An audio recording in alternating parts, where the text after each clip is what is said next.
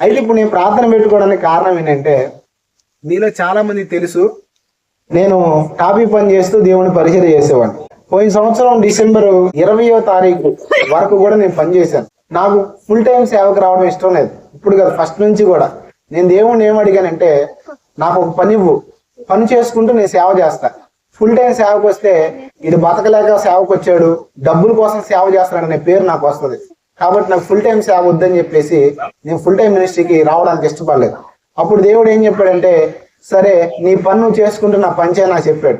అప్పుడు నేను టాపిక్ పనికి అందివ్వడానికి వెళ్ళాను.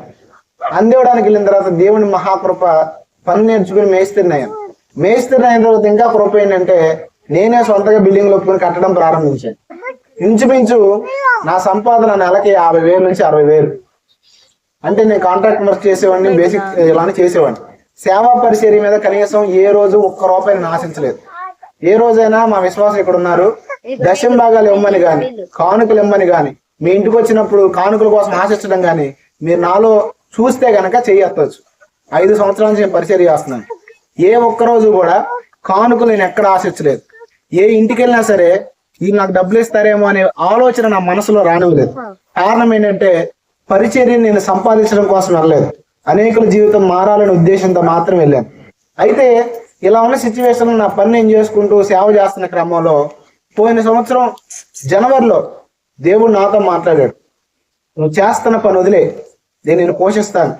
ఇంచుమించు నాకు 12 లక్షల అప్పులు ఉన్నాయి. 12 లక్షల అప్పులతో ఫుల్ టైం మినిస్ట్రీకి రావడానికి నాకు ధైర్యం సరిపోలేదు. దేవుడు మాట్లాడుతున్నాడు, వదిలేసిరా అని. నేను వదలలేని ప్రభా, నా వల్ల కాదు, పని చేసుకుంటే నీ సేవ ఎక్కువ చేస్తా, అవసరమైతే పని తగ్గిస్తానని చెప్తే దేవుడు ఒక దర్శనం చూపించాడు. దర్శనం ఏంటంటే, ఆయన ప్రణాళికలో ఉన్న అనేకమైన వ్యక్తులు చచ్చిపోతున్నారు. అప్పుడు నేను అనుకుంటున్నాను, ఏంటి వీళ్ళందరూ దేవుని ప్రణాళికలో ఉన్నారు కదా, ఎందుకు చచ్చిపోతున్నారంటే అప్పుడు దేవుని స్వరం వినపడుతుంది, వీరు చచ్చిపోవడానికి నువ్వే ప్రధానమైన కారణం. ఎందుకంటే నువ్వు పని మీద పెట్టే ధ్యాస సేవ మీద పెట్టట్లేదు, పని వదిలే, నేను నిన్ను దీవిస్తానని చెప్పాడు. ఆటోమేటిక్ గా 6 నెలలు నేను దేవునికి లోబడలేదండి. జనవరి నుంచి జూన్ వరకు కూడా దేవుని మాటకి నేను లోబడలేదు. పనికి వెళ్దామని విశ్వ ప్రయత్నాలు చేశాను.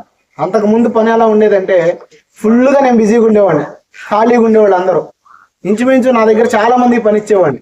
అలాంటి స్థితి నుంచి పని ఎలా స్థితికి వచ్చిందంటే, కనీసం నేనే ఒకళ్ళ కిందకి వెళదాం అనుకున్నా కూడా నాకు పని దొరకలేదు.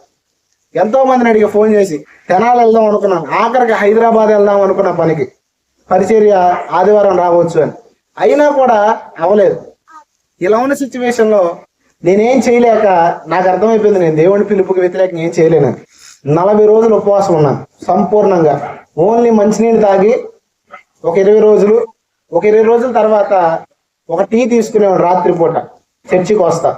అలాగే 40 రోజులు సంపూర్ణంగా ఉపవాసం ఉండి దేవునికి సమర్పించుకున్నాను. దేవుని కృప ఏంటంటే, ఎప్పుడైతే నేను సమర్పించుకున్నానో నా ద్వారా దేవుడు అనేక మంది జీవితాలు మారుస్తున్నాడు. నేను అంతకు ముందు సేవ చేసింది వేరు, ఫుల్ టైంకి వచ్చిన తర్వాత చేస్తున్న సేవ వేరు. దేవుడు నా సేవను నెక్స్ట్ లెవెల్ తీసుకెళ్ళాడు. మీరందరూ కూడా ఎందుకు ఈ విషయం చెప్తున్నానంటే, దేవునికి కృతజ్ఞతగా నేను ఇది పెట్టుకున్నాను. రెండోది, దేవునికి సంపూర్ణమైన సేవకుడిగా నేను సమర్పించుకున్నాను, అందుకోసం నేను పెట్టుకున్నాను. మీరందరూ కూడా మా కుటుంబం కోసం ప్రార్థన చేయండి. ఆర్థికమైన భారాలు ఉన్నాయి, అవి దేవుడు తొలగించాలని చేయండి. దేవుడు ఒకసారి పిలిచిన తర్వాత తిరిగి అన్నాడు ఆ పిలుపు వెనక్కి వెళ్ళదు. దేవుని ఉద్దేశాలు మారవు. నేను ఎంత విశ్వ ప్రయత్నాలు పని చేద్దామని చేసిన అవమానాలు, నిందలు ఇవి తప్ప పనికి వెళ్ళడానికి కుదరదు. అందుకే నేను పని మానేసాను. పని మానేసిన తర్వాత సేవకు సమర్పించుకున్న తర్వాత మళ్ళీ పనులు వచ్చినాయి నాకు, అంటే టెస్ట్. అయినా నేను సేవకు వచ్చాను, ఆ పనులు వేరే వాళ్ళకి ఇవ్వండి, వేరే వాళ్ళకి ఇప్పించేశాను. ఎందుకు చెప్తున్నానంటే, విశ్వాసంతో దేవుని కొరకు అడిగేశాను. ప్రార్థన చేయండి, దేవుడు ఇంకా ముందుకు తీసుకెళ్లాలని, అనేకుల జీవితాలు మార్చాలని. దేవుని కృప ఏంటంటే, నేను దేవునికి లోబడిన తర్వాత అనేకమైన మీటింగ్స్కి వెళ్ళాను. ఈ మీటింగ్స్ లో దాదాపుగా 50 మంది అవనస్తులు మారుమనసు పొందారు నేను వెళ్ళిన ఈ 6 నెలల మీటింగ్స్ లో. ఎందుకు ఈ విషయం చెప్తానంటే, దేవుడు వాడుకుంటున్నాడు. కాబట్టి మా పరిచర్య కోసం, ఫైనాన్షియల్ విషయాల కోసం, కుడికల కోసం ప్రార్థన చేయండి.